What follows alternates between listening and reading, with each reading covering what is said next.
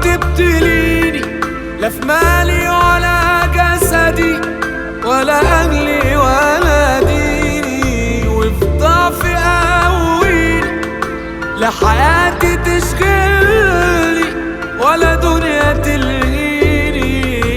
يا رب ما تبتليني، لا في مالي ولا جسدي ولا أهلي ولا ديني، وفي ضعفي قويني، لا حياتي تشغلني ولا دنيا تلهيني. يا رب اغنيني بحلالك عن حرامك، يا رب غفرانك. يا رب كرمنا واسترنا واغفر ذنوبنا بفضلك وكرمك.